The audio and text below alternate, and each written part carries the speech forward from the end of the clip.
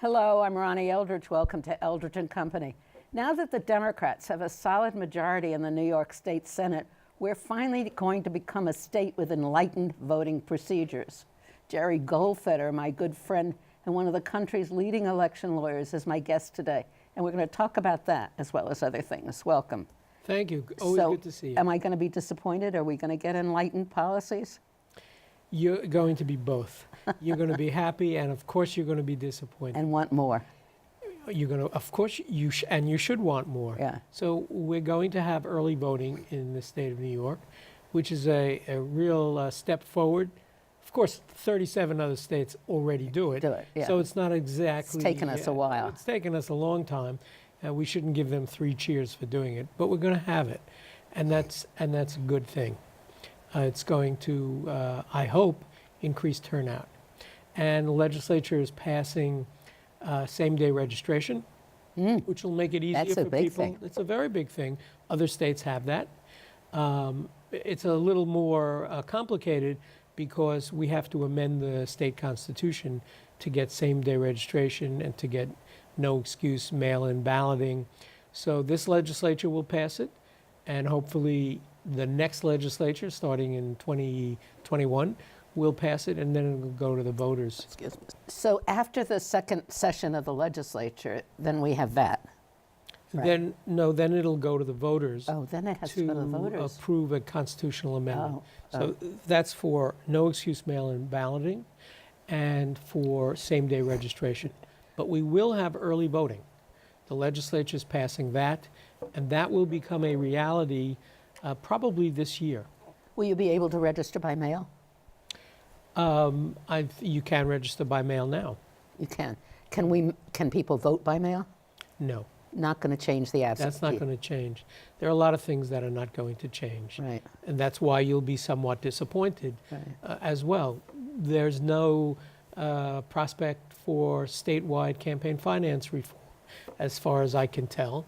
We should have a system in New York State like we have in New York City, where there are public matching funds, but that seems not to be on the table. We also elect a lot of state legislators through special elections. And in special elections, there are no primaries. So a group of party insiders get together and determine who the Democratic nominee is, who the Republican nominee is. And usually these districts are one-party districts. So for example, on the west side of Manhattan, the Democrat always wins. So the party insiders pick the Democratic nominee. There's no primary. And we have a lot of people, and some of them are very good, by the way, but we have a lot of people who are elected in special elections, and voters really have very little say. So that ought to be changed as well. But we're having a special election now where we've got, what, 30 candidates running for Well, we have a public special advocate. election for public advocate. Yeah. And that's going to happen at the end of February And nobody 26th. seems to be getting together to support somebody. Well, there are a lot of candidates, and we'll see who submits their petitions, who can raise their money in order to be viable candidate. Now, special elections in New York City, for city council, for borough president, for citywide offices, are different than special elections throughout the state. Here, we have nonpartisan special elections. So nobody's running as a Democrat or Republican and so on. It's a free-for-all. Anyone can vote, and everyone who's registered as a voter will be able to do so. And people run on the good government line, the People's Voice line. They make up names because they can't use established party lines in this these nonpartisan special elections. But they still have to file petitions to qualify. We still have to file petitions and raise money, and we're going to have that special election. Somebody could get elected with 5,000 votes, citywide Or office. fewer. Or fewer. That's right. It's a special election on February 26th. Maybe there'll be like 17 inches of snow on the ground. Who knows? Maybe it'll be 5 degrees. Isn't that amazing in a city like New York that people can get elected in ordinary elections with 5,000 votes or something? That's right. Right. In fact, a lot of city council races, people get elected with far fewer. Right. far fewer Right. votes. And that's the voters' fault. Well, I don't know that it's anybody's fault. Well, they don't go to vote. Well, people don't go to vote. Well, in part, they don't go to vote because they're not motivated to do so. We make it difficult for people to get on the ballot, and so voters' choices are necessarily limited because people get thrown off the ballot and their choices are narrowed. And frankly, we don't have a lot of candidates who inspire people to go to the polls. So I wouldn't blame anybody. I would just say that turnout is low. Maybe it'll be changed now that we're going to have early voting in New York. Why is the interest of the vote of people in this state not higher? I mean, we just, this is New York City, which is supposed to be the most exciting city in the world. And we don't elect the most exciting people in the world. Well, we don't necessarily want to elect the most exciting people. We want to elect good, competent But people. look what happens when we do elect somebody who's exciting, like our new congresswoman, right, from the Bronx and Queens. I mean, that's all the papers talk about. Congressman Crowley and his supporters were really not paying attention. Right. They were not focused. Their polls showed him ahead 36 points 10 days out. And they didn't realize that there was something else going on. And She brought new techniques and new politics. well, I'm not sure she brought new techniques. Well, she used it in an area that isn't used to it, Perhaps. Queens. And the Bronx part, she I don't worked know. very hard.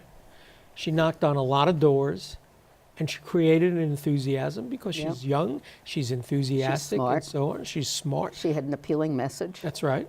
That's right.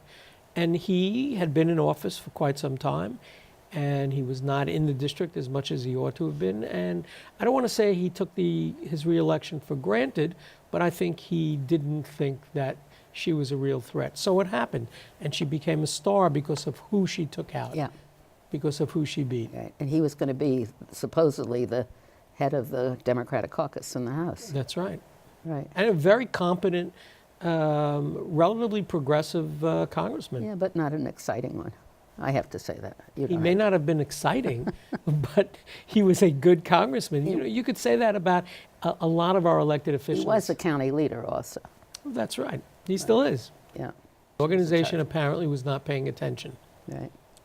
So what do we have to say as veterans of many elections? There's no substitute for staying involved and trying to instill in people a hopeful message, and that their activism will count. I spoke to a group out in Queens just the other day about these election reforms, about the city's Charter Revision Commission. And the person who introduced me is a terrific person. And he's the leader of this club. And he said, one of the things he said was that he didn't feel too hopeful about what was happening in Washington. Now, I understood why he said that. But my feeling about it is, as terrible as things are in Washington, and as discouraging as things are sometimes in Albany and City Hall and so on, we always have to really remain hopeful, but not just blind hope, but staying involved, Energetic hope. being energetic, letting people know that it's really important, that the way to change things is by being involved and organizing. And that sounds kind of trite at this point, but it's not trite. And it's really the only thing that works, Right. that makes change, Right. by staying involved and continuing to organize people. When we were younger, though, we had a different level of community involvement politically. I don't understand why that dissipated. Well, so you're talking probably about the 60s. Reform movement, the yeah, Reform movement. right. It was also a time when the Vietnam War was raging on, And the civil rights movement. and the civil rights and the movement. women's movement. So even before the women's movement really took hold, Mm-hmm. and before the gay movement really took hold, the civil rights movement really energized people. Mm-hmm. And the antipathy to the war energized people. So a lot of people got involved in reform clubs, reform politics, because the establishment supported the war. The establishment in many parts of the country were segregationists. So there was a real incentive to get involved, to stay involved, to organize, and to make change. And when you were in your early years, in your heyday of the reform movement, it was extremely exciting. We had Nixon to rail against, we had the war, we had the civil rights movement, and then the women's movement, and the gay rights movement, and so on. And it's very difficult to keep that energy alive, but there's no alternative.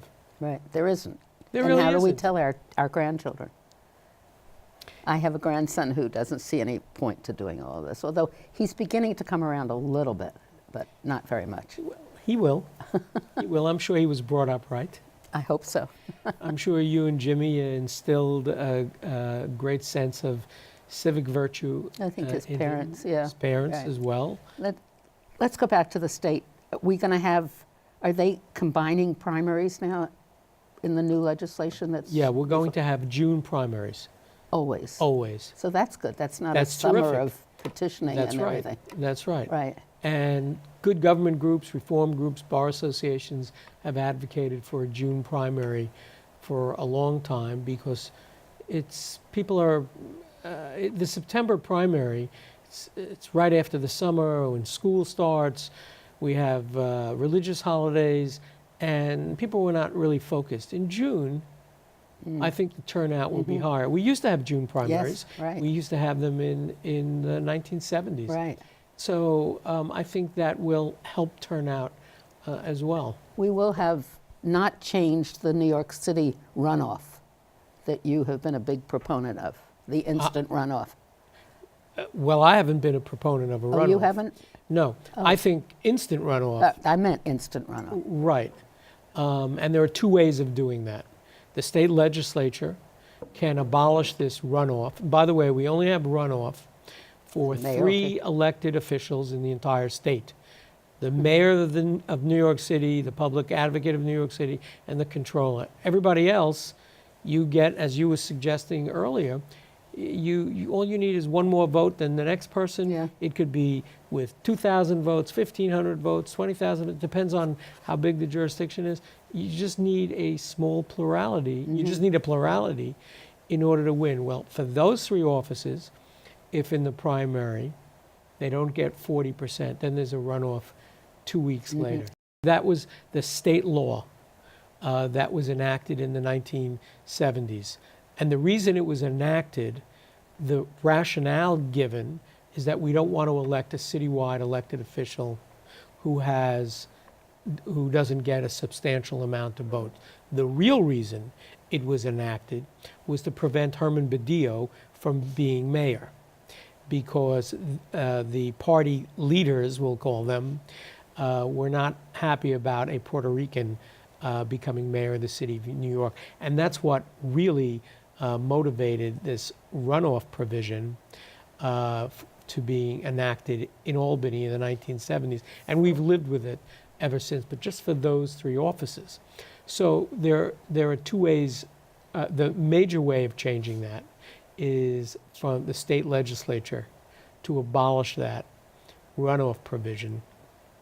That's not part of this package. It's definitely not part of this package. The other way of dealing with it is to have an instant runoff where people go in and vote their first choice, their second choice, and third choice, which is kind of like a runoff, except you don't have to go to the polls 2 weeks later.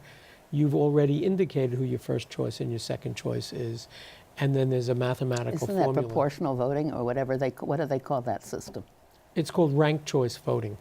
It's the same way the Academy Awards pick the best movie of the year. They use the same system of number 1, number 2, number 3. And actually, it makes sense because you do want your elected officials to have a certain percentage of the vote, but you don't want to drag people to the polls a second time. And our experience with runoff elections here in New York City And there've been very few of them, but the turnout is dismal. It's terrible. Let's talk a little bit about national politics, because you participate, don't you, in national elections? Candidates come to you and you represent them in different states, or what? That's right. Yeah. And already I've been getting calls from various candidates who are thinking about running for president of the United States. And how do you make a decision? I make a decision based upon who I think would be the best president of the United States. That's how we all make decisions, I hope. And it's a very complicated process in order to become the nominee of the Democratic Party, because I'm a Democrat, or any of the major parties. You have to run in primaries throughout a variety of states. And that means you have to get on the ballot in New Hampshire. You have to get on the ballot in the caucus state of Iowa and Nevada and South Carolina. And there are different laws in every state as to how to get on the ballot, as to who can vote, when the votes occur. So, for example, the two states that begin the Democratic Party primary process is Iowa and New Hampshire. Iowa is a caucus, New Hampshire is a primary. Iowa, you go to the caucus and you have to stand around for several hours. And if you're for one candidate, you go to this side of the room. If you're another candidate, you go for another side. So people have to stay there to make their views known. And if you can't go, you can't participate. There's no such thing as a mail-in ballot. You have to be there. You have to stay there. You have to stand up for your person. In New Hampshire, it's a regular primary, but it's an open primary in the sense that you can, if you're a Republican, you can decide to become a Democrat for that primary, or vice versa. So if you want to support your candidate by voting for a weak candidate from the other party, you can do that. So while it seems like it's a good idea for them to allow, for New Hampshire to allow people to switch parties in this presidential primary, it could have consequences that can really skew the outcome. The real question is, why does the Democratic Party start off this primary process in Iowa and New Hampshire? They're not representative of either the Democratic Party or the country as a whole. So what we've done in order to try to balance that out is immediately after Iowa and New Hampshire, we have a caucus in Nevada, in which there's a big Latino population, and a primary in South Carolina, which has a big African American population. And the one in South Carolina, it's a closed primary, so you have to be a Democrat if you're voting. So we have those four primaries, or we have those four states that will essentially, potentially determine who's going to be president of the United States. Well, what about New York? What about California? What about Florida? What about Texas? The Secretary of State of New Hampshire has the authority on his own to change the New Hampshire primary to make certain that it's earlier than any other state. So if New York decided to have our primary in January, the Secretary of State there, on his own, will say, oh, we're doing it earlier than New York.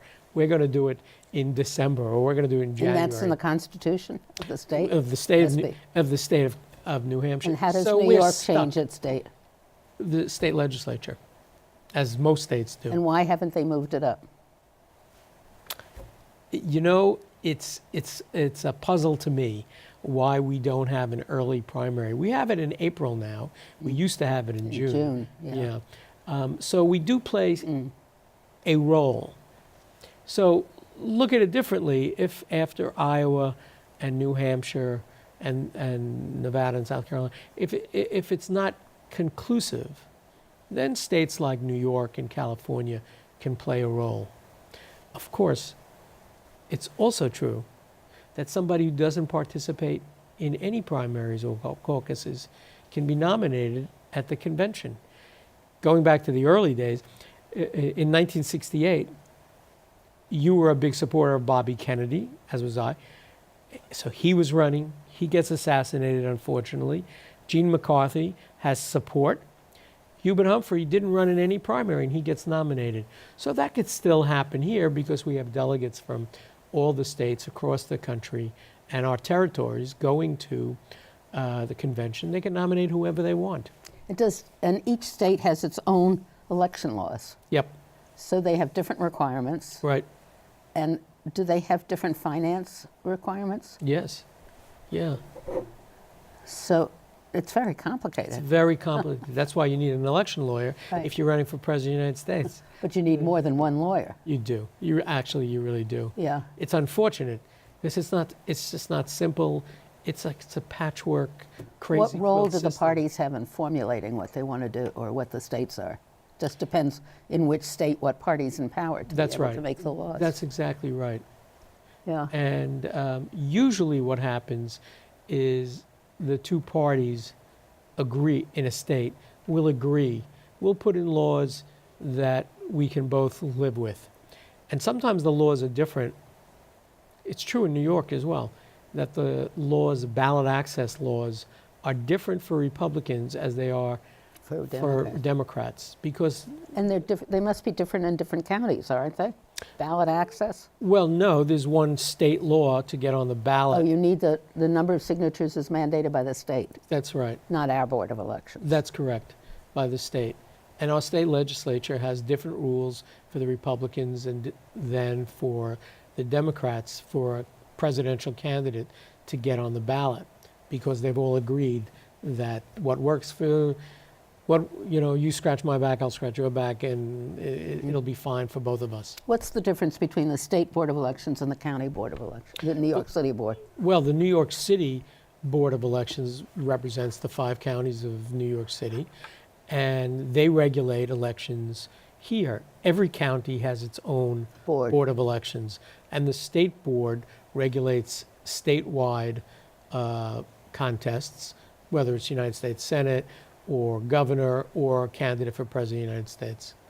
And all the boards are bipartisan because the state constitution requires that. Now, bipartisan is not the same as nonpartisan. Bipartisan means these boards are controlled by Democrats and Republicans, as opposed to Anybody. independent people, Yeah, professional people regulating elections. and they're appointed by, Well, it's political people yeah, who put these folks in. yeah.